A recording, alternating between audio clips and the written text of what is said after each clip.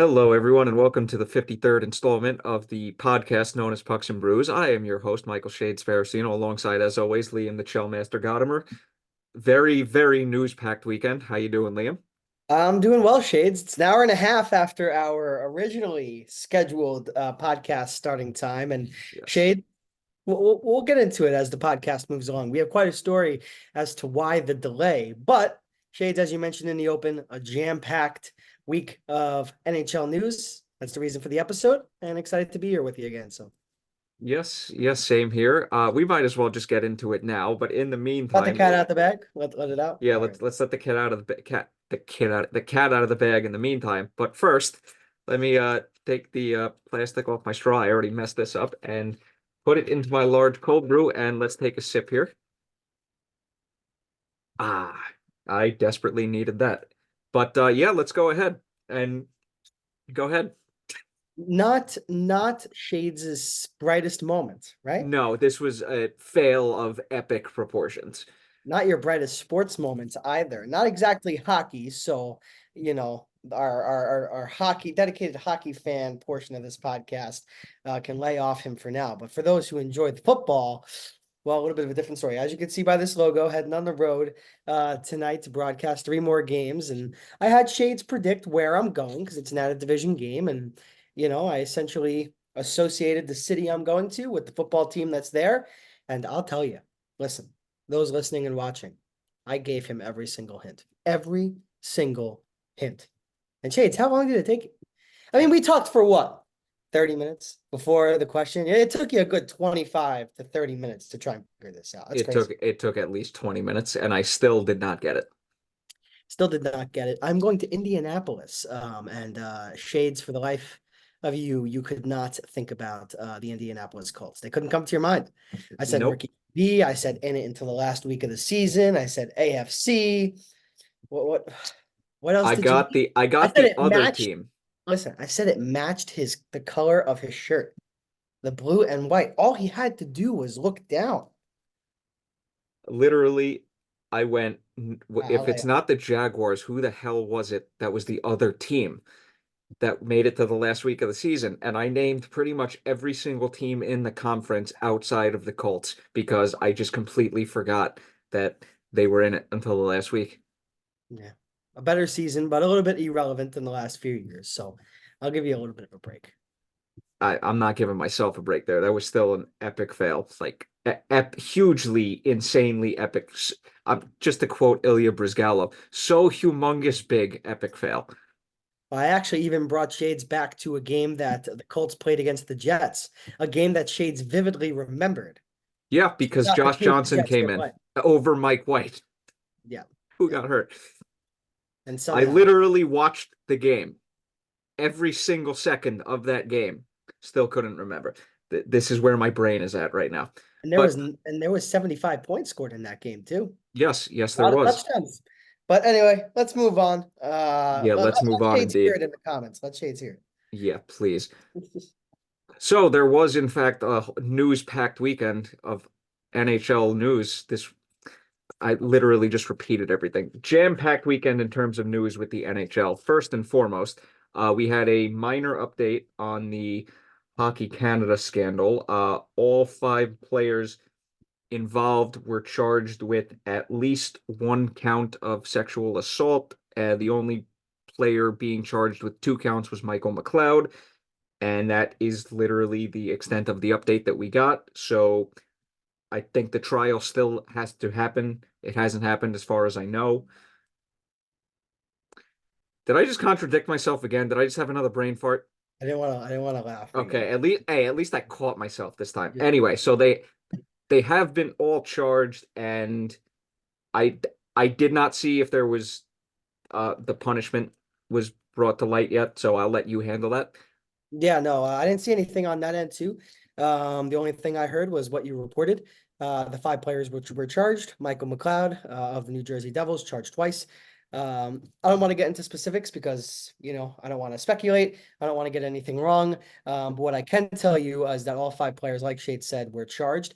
And just on the business side of things for the NHL, Yep. all of those teams associated with those players are going to receive cap relief from those players. So Philadelphia Flyers, for example, no longer have to worry about Carter Hart's cap hit. They can move on as if, the money associated with him and the player he is never were a part of the team, never were a part of the league. And, quite frankly, I think that's the right move. And I think that allows the teams to legitimately move on and separate themselves from the situation and, let the players handle the individual matters that, they did to themselves, quite frankly. So, Yeah, so basically, cap-wise, it's the equivalent of an in-season compliance buyout.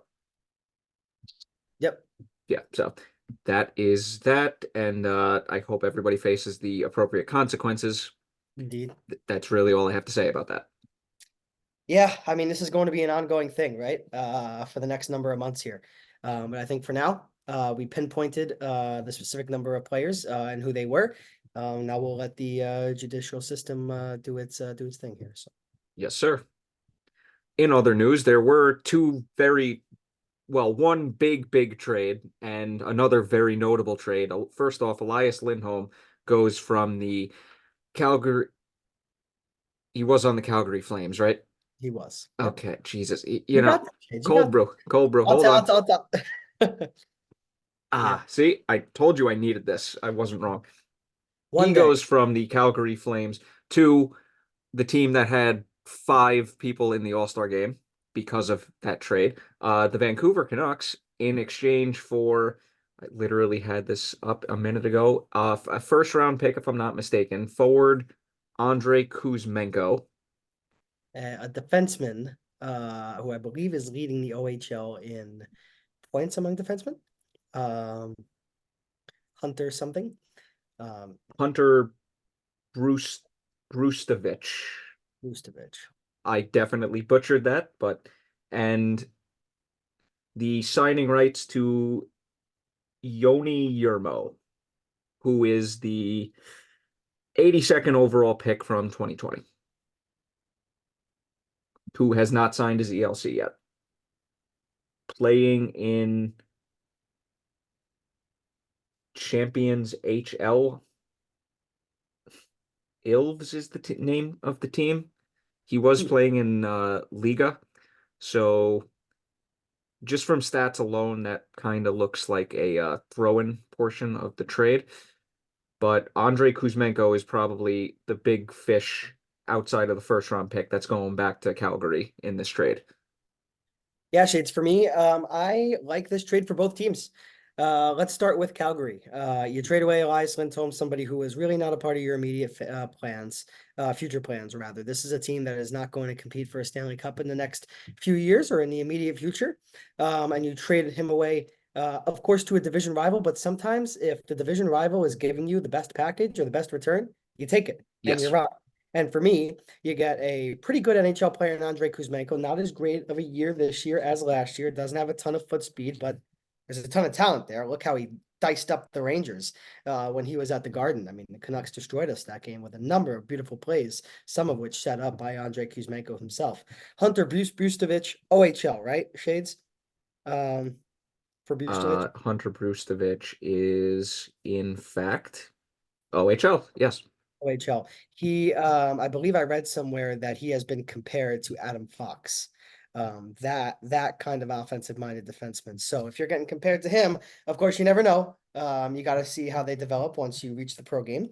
But Speaking of I like the the package, and you got a first-round pick. That's a win. speaking yeah, speaking of the comparison to Adam Fox, he has in fact been playing since 2022 on the Kitchener Rangers of the OHL.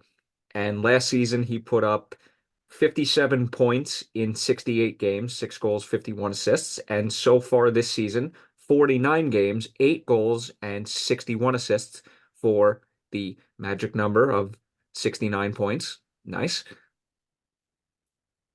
It's gonna be a good player. So yeah, I really like the return. And look, for Vancouver, this does a number of things for me. Helps out their power play. Of course, you're adding a centerman or somebody who can play on that first line. And let me tell you, there was a disgruntled player at the end of last year within the Vancouver Canucks organization that they really needed to make a lot of effort to change his mind around. That's Elias Pettersson. Okay. Yep. He's your superstar. He's your stud. And now you bring in Lindholm at the trade deadline. Not only do you show Pettersson, yeah, we believe in this group and we believe in you and the group around you to go and win a Stanley Cup. I'm going to add another Swede and increase that comfortability even more amongst the forward group. Huge, huge win. I credit Vancouver. I credit Calgary for trading in division, and both teams came out winners here. Vancouver got a lot better. And you could say what you want, right? About Vancouver trading away Bo Horvat and then trading away for arguably another number two center at the next trade deadline. But you get Philip Roenick from the Detroit Red Wings, and you're able to build your prospect system and get some draft pick back from the Islanders as well. Again, this is a good trade. I'm really happy for the Canucks having the season that they are, and they bring in Lindholm, who is still a very, very good player. So. Yeah, and Lindholm is in the final year of a 6-year contract with an AAV of 4.85 million.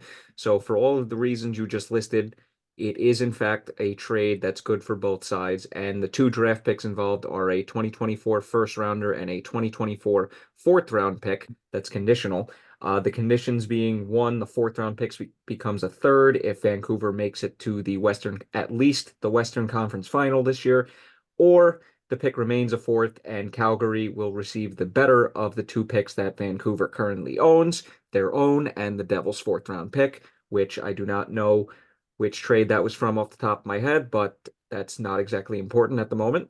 So on the surface, that is a pretty good return value for the Calgary Flames, who, after going to the second round 2 years ago, that team has just fallen off an absolute cliff.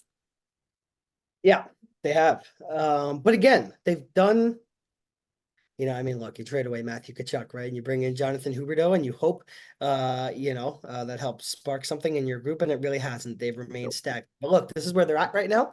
They trade away Lindholm, somebody who's going to be at a UFA at the end of the year. And man, if you told me that I would get a grade B or B plus prospect, a first round pick, and Andrei Kuzmenko, who's not a bad player in his own right, that is a great trade, and another draft pick on top of that. That has conditions with with Vancouver winning the Stanley Cup. Look, Calgary's building for the future, and they did that with this trade. And Yep. now Vancouver wants to make it worth their while because look, you're not going to win the Stanley Cup, unless only one team wins at the end of the day. And if you don't, you got to make this trade worthwhile by extending Elias Lindholm. And I think that the Calgary Flames, from the beginning, in a contract year, knew that extending Elias Lindholm at the end of this season was a massive, massive risk.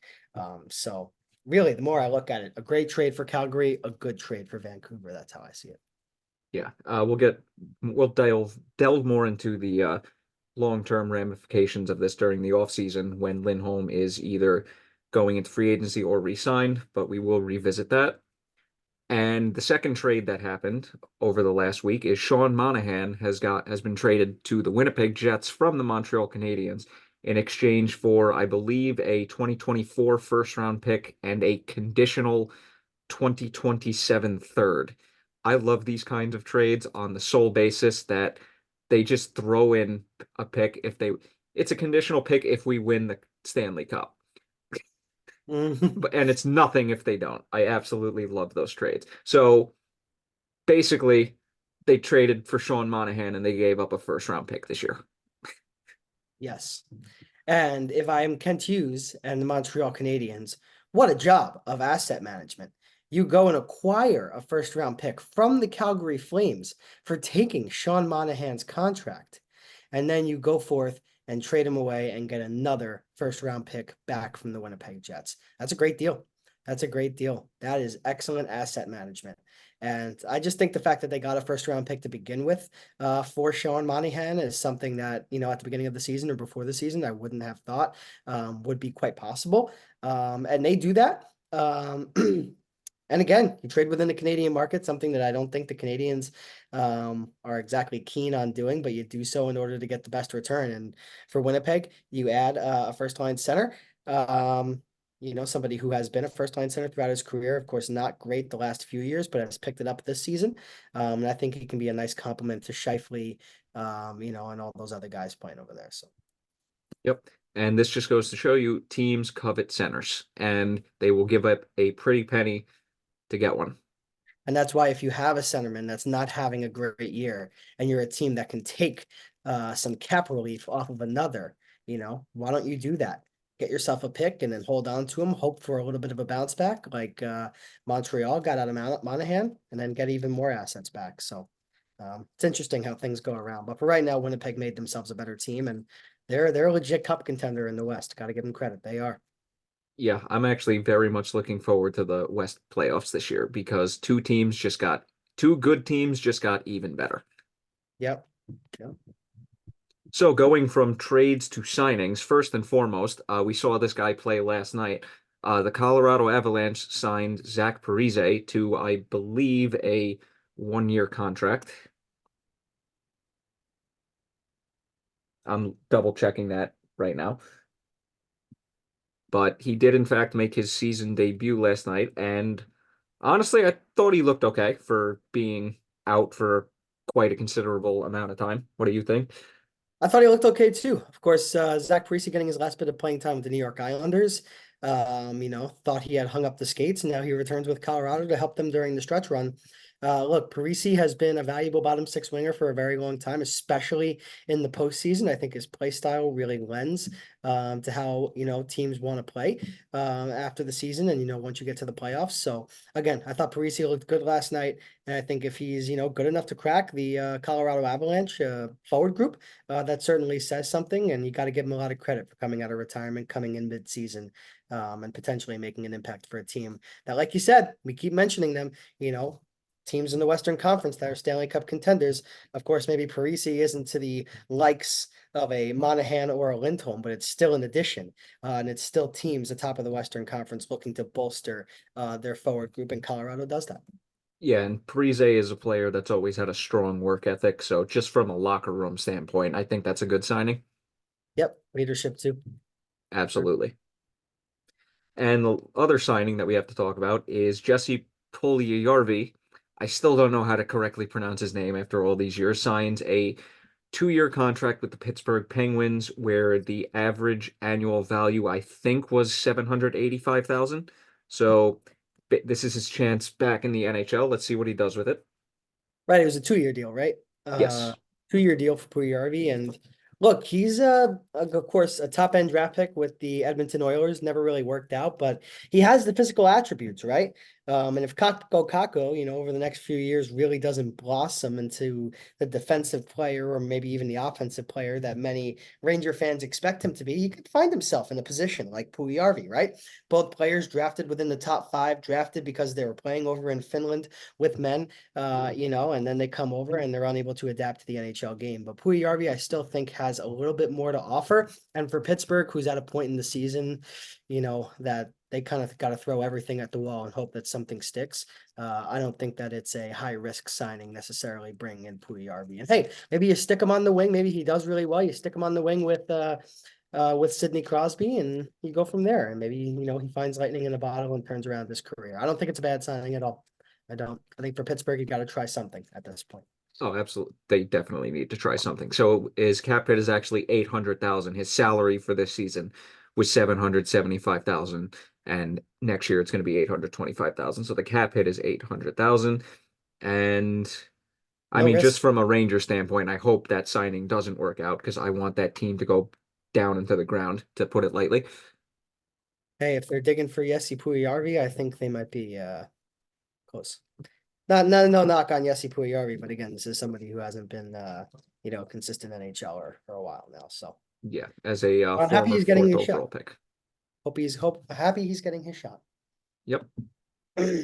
So this past weekend, outside of the signings and the trades, we did in fact have the All Star Weekend. And I just need to say this, they could have done a better job of the draft, like in general, from a production standpoint. Mm. Like they could have had guys like Kevin Bieksa and former actual entertaining NHL players like being the MCs to this, but that's not the route that they decided to take. Michael Bublé, on the other hand, was probably the best out of all the celebrity appearances that were there. Michael Bublé, who is high on mushrooms. I Um, did see that. Now, there was Steve Dangle did put out a YouTube short after, and Bublé said that he was not on mushrooms. So I don't know, but he definitely did act. He definitely acted like the part, so I'll give that to him. I think at one point he was talking about fantasy hockey, and then he was talking about being in a different dimension or something, and Oh, God. kind of getting affected by those mushrooms. But that was funny. I mean, hey, Michael Bublé, hockey, and mushrooms, three things I kind of never thought I'd see together, but we did at the NHL All Star Weekend. I thought the draft could have been better too, better produced. But again, you learn, and hopefully next year, the NHL and the ESPN's able to improve upon it a little bit. So. I would just like to have a betting, like an odds thing going where what is the over under on the year where we're going to get anything even close to as funny as when Ovechkin was trying to win a free car? That was great. That was Oh, great. that was Got fantastic. I just watched the compilation of that like 2 days ago all over again. I was dying. Now, just some highlights from the skills weekend. I think it was yeah, good thing I have this all written down. In the one-timers challenge, Pasternak initially won and then had 2 points deducted, so he ended up finishing tied for second. That happened. That's not that. In the passing challenge, Pedersen edged out Makar to take first place on that. In the hardest shot, Makar just beat out JT Miller with a 102.56 mile per hour shot, where he beat JT Miller by 0.18, no, 0.22 miles per hour to win that event. In the stick handling, McDavid, obviously, I think we were all kind of expecting him to come in first in that, so that really wasn't a surprise. The accuracy shooting, McDavid with a perfect 4 for 4 to take that and just beat out Austin Matthews by about 0.2 seconds, where Matthews hit 4 of 5. But let's be honest, the more impressive one is the 4 for 4. In the one-on-one, of course, the goalies, Alexander Georgiev, of course, wins the $100,000 for making 9 of 11 stops on, who was it? On McDavid of all people to win that. But the winner of that event from the shooter standpoint was William Nylander with 9 points. And last but not least, the fastest skater, excuse me, not the fastest skater, but that was also an event, by the way, which McDavid won, beating out Barzell. McDavid basically went off on All Star Weekend. And last but not least, the obstacle course, McDavid came in first again with just over 40 seconds, beating out Makar by almost 3 full seconds. That was actually pretty impressive. And the final standings, basically McDavid winning everything. He ran away with it. Makar was in second with 20 points. Matthews in third with 18, and Nylander, Barzell, and Miller were in a distant fourth, fifth, and sixth at 16, 13 and a half, and 12 points, respectively. McDavid takes home the $1 million for winning having the most points throughout the skills competition. Fast forward to the actual All-Star game. Team Matthews beats Team Hughes. Team McDavid, excuse me, team actually was it Team McDavid that beat no, it was Team Matthews that beat Team McDavid, and then Matthews ended up winning. The Toronto Maple Leafs won something in Toronto, and we got a great David Pastrnak quote out of this saying, "Good for them. They needed some wins. They got one." I love David Pastrnak trolling the Leafs, and he didn't even have to try. Now, some of the funnier things that happened and also some of the lowlights were Nikita Kucherov during that passing challenge where, bro, come on, at least look like you're giving somewhat of an effort. Pedersen busted his ass during the stick handling thing in the obstacle course. That was actually pretty funny. And Pasternak missed the wide open net in the stick handling challenge. that he legitimately lost like 10 seconds on. That was just absolutely hilarious. And Barzell, I mean, on the obstacle course, man, holy crap. I know, He right? missed like 17 passes in a row into those empty nets. I was just like, oh my God. Like he could have pushed McDavid for first. Yep. He could have. He could have. And in terms of actual gameplay during the during the weekend, the mascot game was hilarious. Mhm. Really blew some grade A chances. Just so good. And then in terms of the actual All Star draft prior to those games, I thought the funniest thing was when they tried to pick was when Team Hughes tried to pick Brock Besser and they were just like, no, no, you guys have to pick a goalie right now. Like, and then we have to take a commercial break. So Besser had to wait an entire commercial break to be picked by the team that we all knew he was going to. Michael Bublé was the only one of the four really showing any personality during the picks. Will Arnett was all right, but I thought Bublé kind of stole the show on that one. Uh, and Jack Hughes obviously got replaced by Jesper Bratt, so he went to Team Hughes.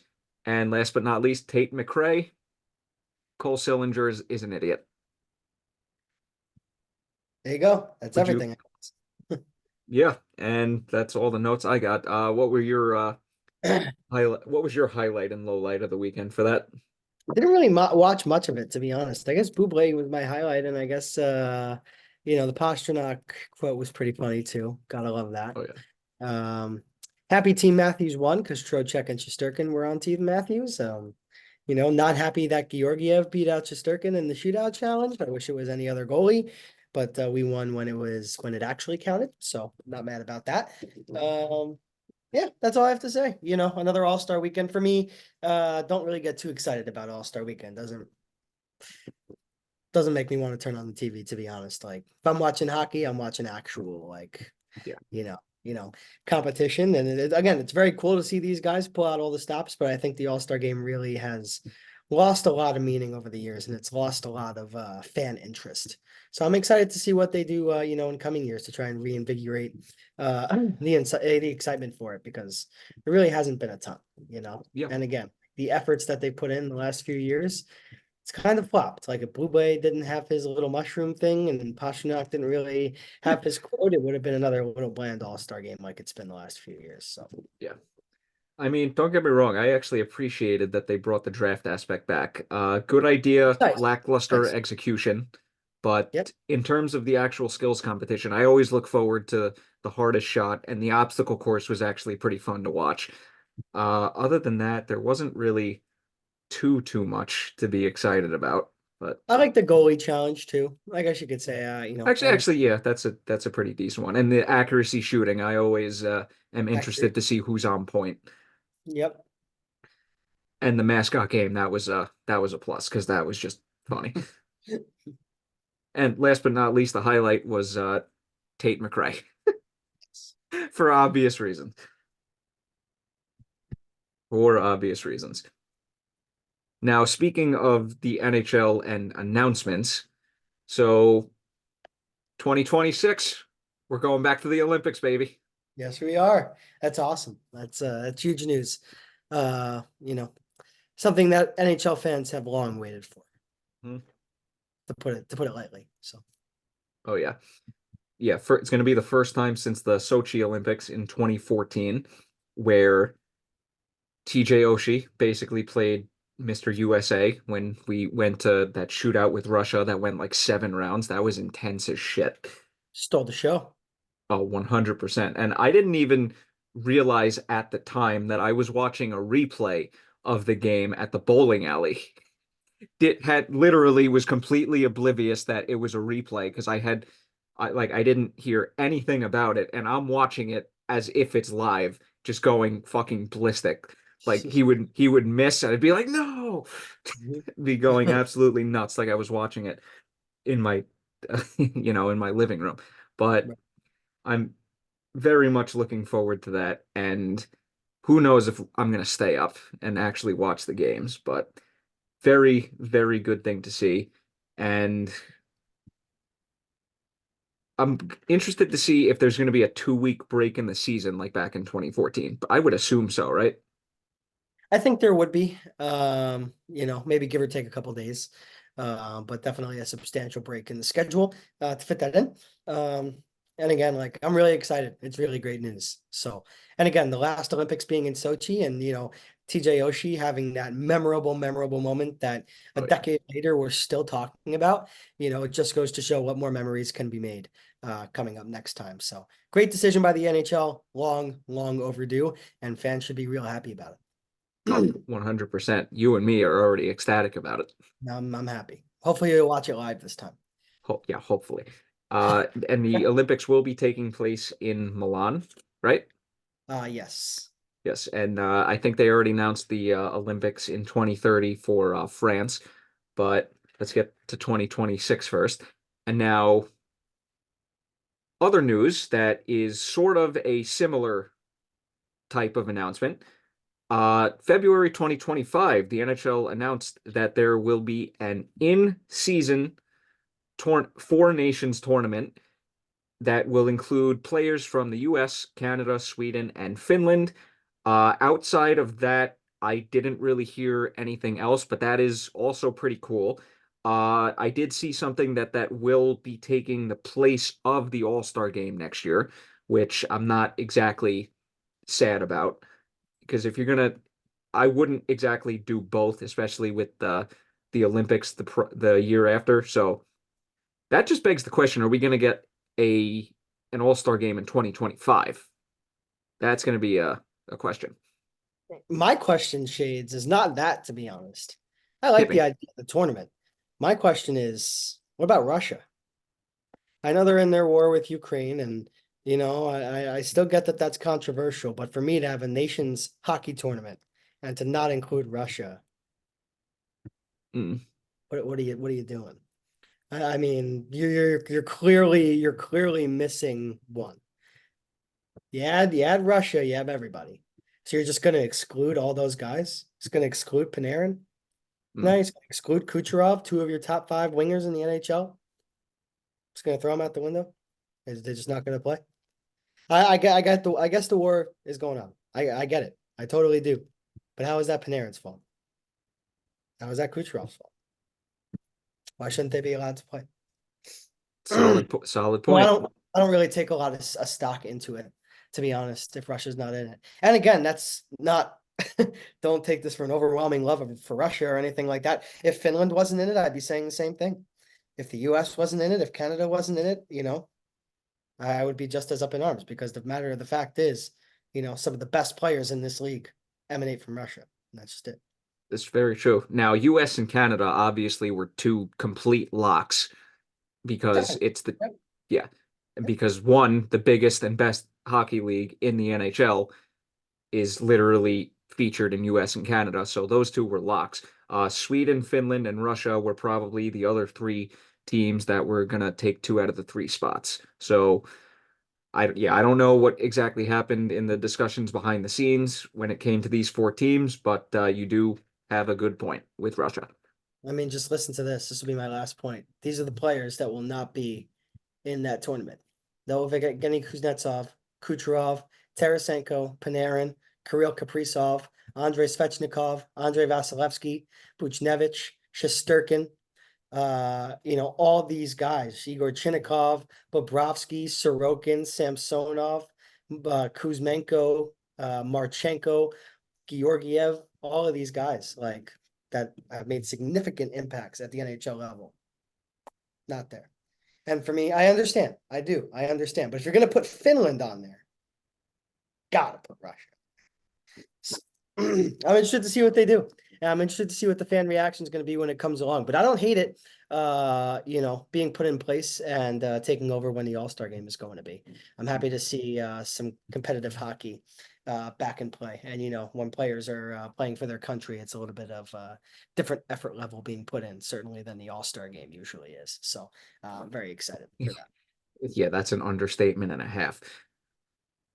Now, is my question, is Russia going to be in the Olympics in 2026 or Well, I believe that they made a concurrent announcement that said that they are going to evaluate the situation between Russia and Ukraine and make a determination at a later date as to whether they'll be involved. Fair. Okay, Fair. so we will in fact revisit that. But I don't know We if the NHL will revisit that since, they announced just those four teams, those four countries rather. If that's who they announced it's going to be, then I don't really see them changing that, which is why I'm making the point I'm making. Yeah. I don't see it being reversed. Now, if they do this every 2 years, let's say, and they rotate teams out, then it becomes a little less of a I don't think so it's too many teams, though. I don't think it necessitates a rotation. I just don't think I just don't think Russia is in there, just because of their situation in Ukraine. yeah, That's the only reason. Because what other country are they leaving out? If you put Russia in there, what other country are they leaving out? good question.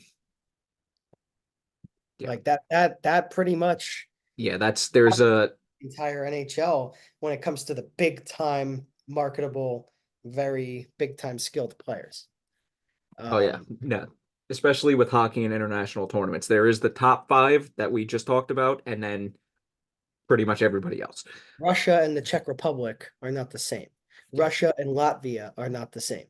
Russia is a hockey powerhouse, Oh yeah. as is Finland, as is Canada, as is the United States, as is Sweden. That's it. Yep, 100%. All right. Now, there was one other announcement within the past couple days. I think it was actually within the past 24 hours. It is currently Tuesday, February 6th. The Chicago Blackhawks will be hosting the 2025 Winter Classic at Wrigley Field against the Blues. They dropped the ball with this one. You can't give Chicago another Winter Classic. You gotta get some fresh teams in there. It screams one thing to me, Bedard. If they don't draft Connor Bedard, I don't think that they have this Winter Classic. Do you? Probably not. That's actually a valid point. It's all about who the NHL can showcase on the biggest stage. Yeah. St. Louis as the opponent, though, that's a little bit odd. St. Louis kind of seems like a team that's stuck in quicksand a little bit. I mean, there's some talented players on there, Robert Thomas and Jordan Kyrou, but I don't know. Do I Now, see if the Blackhawks and the Blues outdoors, and does it make me want to turn on the TV? now if this was the Blackhawks and Blues from 10 years ago, Different story. oh, 100% different story. That'd be a game where I'm going to be glued to the TV. But the teams in their current iterations doesn't doesn't really want to make me go out of my way to put the TV on, like you just said. But if Buchnevich is still in a Blues jersey by this time next season during the Winter Classic, I have a reason to watch the game. Hey, Buchnevich will be in a blue jersey, but just not a Blues jersey. Wink, wink. If they trade back for him, I'm going to be so happy, but I digress. But yeah, another He's a drop top ball. line right winger. I wonder who. But yeah, another drop of the ball when it comes to another Winter Classic. And Definitely. yeah. But the Rangers will be playing an outdoor game later this month, which I will actually be at. So kind of You're have going. kind of Nice. yeah. Yeah. Yeah, I am going to be freezing my ass off. But Hey, you ready to freeze your ass off? yeah, Stadium Series later this month, February, I think it's 18th, so less than 2 weeks away. Hyped. That's gonna be a lot of fun. I like the jersey too. They've grown on me a little bit. You gonna buy one? Probably not. Come on. No, probably not. But now I'm interested to see what the Blackhawks and the Blues jerseys are going to be for the Winter Classic next year. So, Time will tell. We'll see. oh yeah, time will tell indeed. Blackhawks kind of running out of ideas here, Yeah, everybody's running out of ideas. Look at those Isles jerseys. But I digress. Yeah. And last but not least, before we get to the obvious Rangers talk of the episode, yet another player has entered the Player Assistance Program, Evgeny Kuznetsov of the Washington Capitals. Don't know exactly what's wrong, not going to speculate, but hope he gets the help he needs. Yeah, I hope he gets the help he needs as well. again, like we talked about last episode, I'm happy that players are starting to take the bull by the horn and entering themselves in the player assistance program, being vulnerable and allowing themselves to be that way and realizing that they need help. And again, taking the time away from the game to get the help they need. And for Kuznetsov, that's what I think he's doing. And I wish him nothing but the best. Again, for a team like the Capitals, tough for them to lose Kuznetsov, of course, a player that has the skill set that that Kuzi does, but they weren't exactly in a pursuit of the Stanley Cup anyway.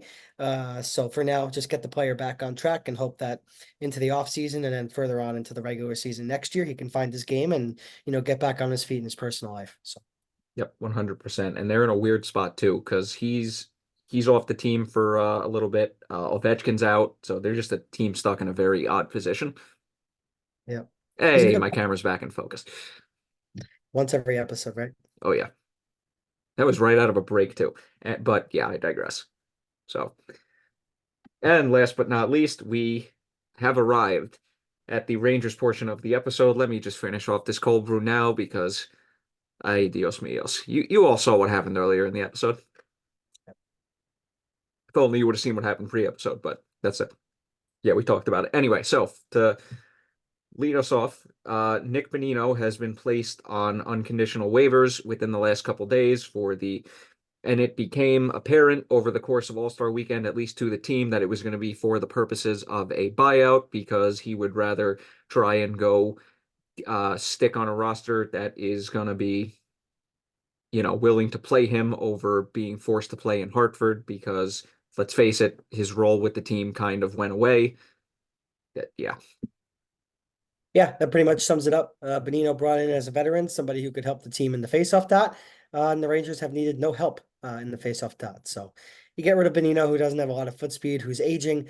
I hope he finds another spot in the NHL, but if he doesn't, I could see it being be the Rangers being the last stop in his career. But wish him nothing but the best. He didn't want to report to Hartford, and I totally get that. Yep, 100%. He has, in fact, as of earlier this afternoon, been granted an unconditional release, and he basically Benino, like I said, made up his mind during the All-Star break about what he wanted to do with his immediate future. Right. Outside of literally Sam Rosen's goal call on his only goal as a Ranger, he blocked a couple shots, but it was a pretty forgettable short tenure with the Rangers, Indeed. unfortunately. And now we get to a sort of interesting point. We kind of had a mini discussion about this prior to the episode, but Quick got the first start out of the All-Star break over Shesterkin, who actually looked pretty good during the All-Star weekend. But Steve Valiquette put out a tweet saying that Quick getting the start out of the All-Star break is a win-win. Why did all of a sudden I lose the freaking picture? But he said it was a win-win. It's a way to piss Igor off in a good way that he throws away, like in his mind, throws away all the pressure, just play pissed off and just want to be at your best. And hopefully this is a wake-up call. Yeah, I don't hate the message from Steve Valiquette, former goaltender.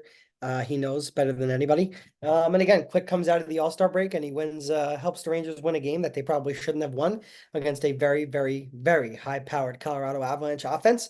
And Quick earned a start in the Rangers' next game, and that's it. And I'd be shocked if Shesterkin didn't start the third game out of the All-Star break. But for the first two, I understand why why Quick is in the spot he's in. Yeah, we'll get back to that Avalanche game in a second because we'll get back to that in a second. But yes, we've talked about it multiple times throughout the season, especially last episode. Igor is 100% not having the greatest season, and that's putting it lightly. And I found the tweet. He goes, "This is a win-win. Quick has earned this. Shesty gets pissed off and gets out of his head and plays with fire and compete again and stops thinking about results / reputation / expectations. Anger channeled the right way will get him out of his funk. All positive," with the fingers crossed emoji like this. So Yeah, Igor definitely needs a wake-up call because you and I both know that if the team keeps playing the way they've been playing, along with the way the goaltending has been playing, this team is bound for a first round exit. And we just hope as Ranger fans that that is not the case. But, neither one of us are on the team. We can't really change anything. Which brings us back to the point where Drury needs to have a good deadline. But I don't really want to delve too far into that this episode because I'd rather focus more on what's going to happen after moves are made and things of that nature. But yeah. Oh my God. Yeah. It scared the Right. shit. Oh my God. Forgot to. Yeah, you forgot the mute and that scared the shit out of me. Jesus Christ. That's what it sounds like when Liam doesn't mute. But Oh, what were we talking about again? Shesterkin? Yeah. yeah. So, yeah. Shesterkin, Yeah. yeah. All that. That really caught me off guard. Jesus Christ. That threw me off. Caught me off guard a little bit too myself. Yeah, there's no doubt, we've heard it so many times, the Rangers' hopes of winning, in the postseason is contingent on Igor Shesterkin playing like Igor. And I think it's not a bad thing for a veteran coach like Peter Laviolette to kind of throw a little bit under Igor, light a fire under his ass a little bit, get him motivated. And I think Jonathan Quick this season has been a goaltender that is more than capable of getting Igor motivated. He's giving him a run for his money. And I think it's become more of a conversation than ever, about Quick versus Shesterkin. For right now, Shesterkin's definitely the number one, but out of the All-Star break, Peter Laviolette's confidence is not in Igor, clearly. And like just to piggyback off of that, with the way he's been playing this season, the point of being an NHL coach is to try to get the most out. Well, really in any sport, the point of being a head coach is to try to get the most out of your team. And with the way that Igor has been playing this season compared to Quick, I can't exactly fault him for this. But fast forward to the playoffs, who do you want to be the starting goaltender? You want Igor Shesterkin to take the reins back and play out of his mind. But right here, right now, Quick has been playing better. So you can't exactly fault him for that. I'll take it back to 2018. Washington Capitals. They have Philip Grubauer out, playing Braden Holtby, This is a going into great the example. postseason. And you go into the first round against the Columbus Blue Jackets and Braden Holtby, or excuse me, you start Philip Grubauer and he loses his first two starts. And then Holtby comes in and wins four straight, and the Caps win in six and then go on to win the Stanley Cup against the Vegas Golden Knights that same season. So I don't really think it's necessarily a horrible idea to put Quick in there if he is the better goaltender at the time. And again, you could pick yourself back up off your feet, if Quick has a stinker or two. And I don't think the Rangers will let the situation get to where the Capitals let it get to. I Hopefully think if not. you put Quick in game one, let's just say, I don't know, Quick plays against the Devils again in round one and in game one, and he loses 4-1, and the Rangers get outplayed and kind of killed, and Quick lets in a couple of softies. I don't think that Peter Laviolette sticks with Quick for game two, like the Capitals did with Grubauer. I think you immediately go to Shesterkin, and I have confidence in Igor Shesterkin to win me 4 out of 6 games. Even down 1-0 in a series that Jonathan Quick started and didn't get a win in the first game. So for me, I'll leave it at this, and I'll keep it very simple. Whichever goaltender is better heading towards the stretch run and entering the playoffs, I'm starting the first game. And I think that's more where we're headed towards the playoffs with Ranger fans. Because, I think a lot of Ranger fans wanted to brush off what's been going on with Igor and just say, look, he's going to figure it out. And hey, I was one of them.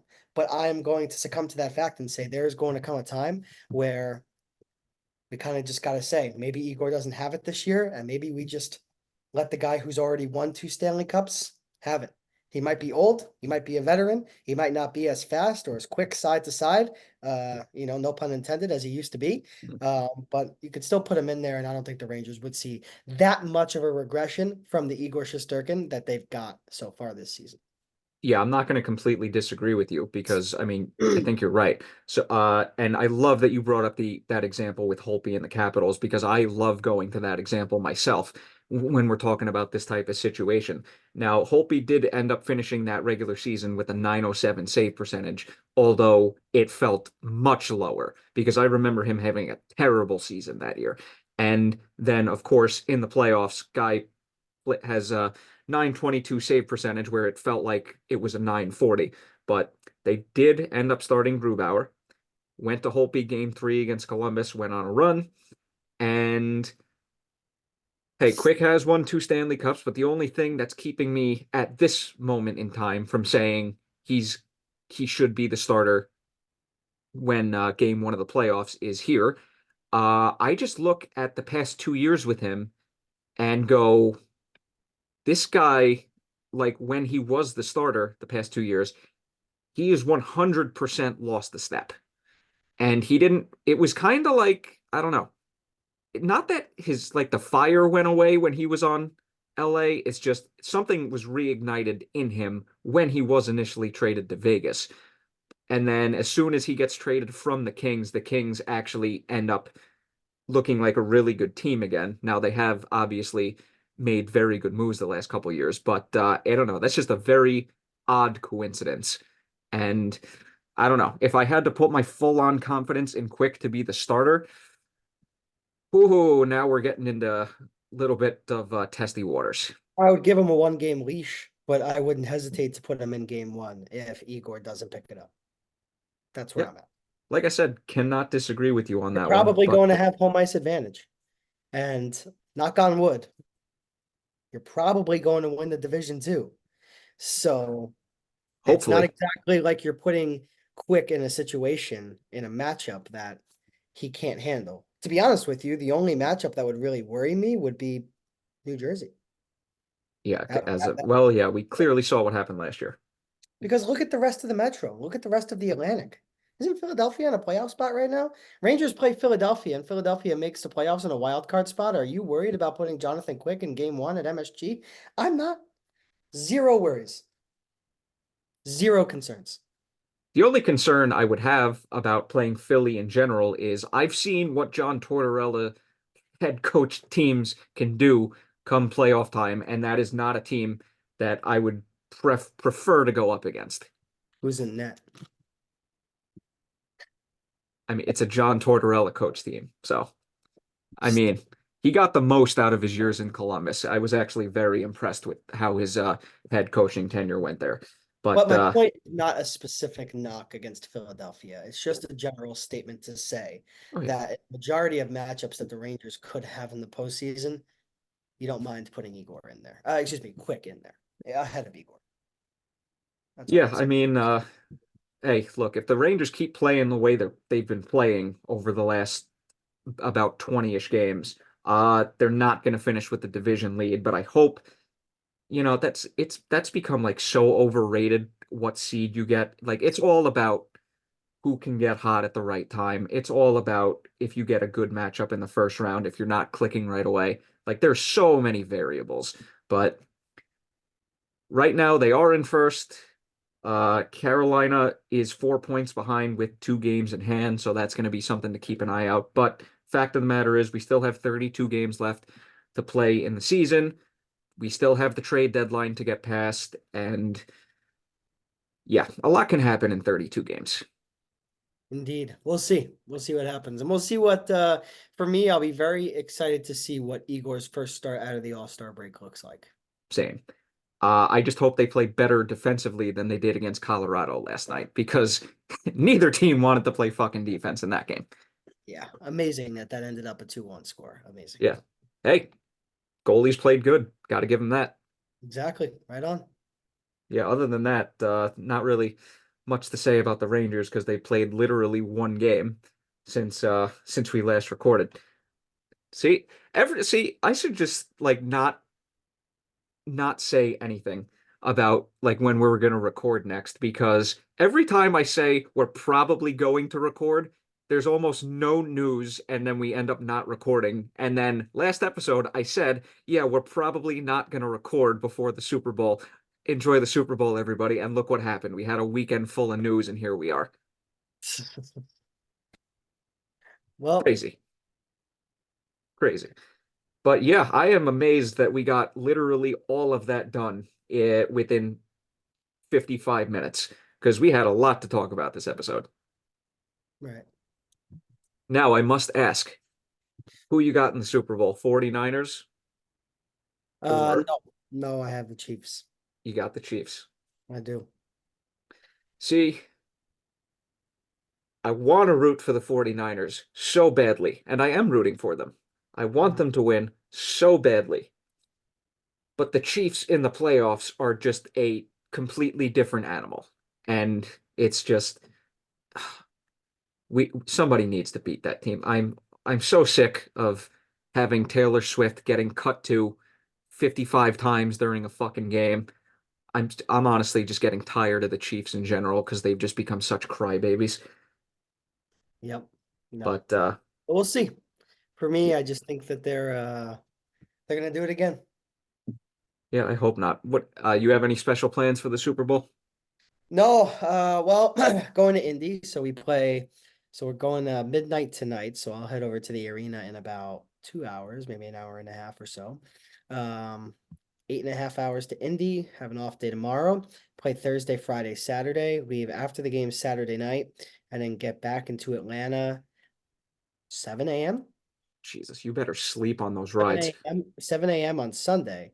Now I'm just gonna sleep, and then I hope I just wake up around 3 o'clock, and then just head to a friend's house and then watch the Super Bowl. And that friend's house happens to be my boss, and I'm gonna make it known how tired I am because Liam, I don't know, I don't know if you should have to show off to work Oh my God. after all of that. So we'll see, we'll see. Quick turnaround, quick turnaround. Life of a sports broadcaster. So. Yeah, just don't pull a me and bring your Nintendo Switch and not sleep a single second during two 5.5 hour bus rides. I think I'm gonna bring a pillow this time. I haven't brought a pillow any of the trips, and sleeping 8.5 hours on the front row of a bus without a pillow, as my dog once said, it's kind of rough, rough. It's kind of rough. I used to, what I started doing instead of bringing a pillow, because it would like, pillows do take up quite a bit of space and you don't realize it. I literally just started folding over my hoodie. Like I would fold it and then fold it again. And then I would have like an actual cushion and Hmm. just basically like lean up against the window. That way, it wouldn't hurt my head. So that's what I started doing. Well, during this conversation, I also realized I have a neck pillow I bought at the airport during my Oh, last flight. So that might not be a bad idea because I think that would be a good idea. that might take the space factor out of it. So anyway, welcome to Pucks and Brews talking about pillows. So Yeah, talking about pillows. Yeah, exactly. Anyway, so yeah, yeah, crazy weekend. Super Bowl's coming up. Go 49ers. Yeah, that's about it. I got nothing else. You got anything? nothing else on my end. Of course, jam-packed week of news in the NHL. Hope we covered it all. From great to not so great, the trade deadline coming up. Rangers talk as always. And that's that, Shades. I guess we'll catch you on the next episode next week Yes, when eight more sirree. news pieces drop. Actually, when is the trade deadline? I think it's Because that we'll know we're gonna have a lot of news to cover. March 8th. Okay, so we still got a little bit of time. just a little bit over a month, so we'll see. We'll Oh see. yeah, no, we will definitely be back beforehand. This time I promise, because there's no reason to go another month without recording. But anyway, this has been the 53rd episode of Pucks and Brews. As always, I have been your host, Michael Shades Baracino, alongside Liam, the Shellmaster Godimer. This is breaking news to you, Liam. I am doing a separate podcast episode in 2 weeks that is going to feature some one of my friends from bowling and some of the guys he plays hockey with. So God only knows where the hell that episode is going to go, uh, content wise. But yeah, that I don't even. Awesome. I need to brace myself for what the hell's going to happen in that episode. But yeah, as always, like and subscribe, share, comment down below, follow us on our socials in the description down below, and enjoy the Super Bowl, and we will be back. Farewell. Go 49ers.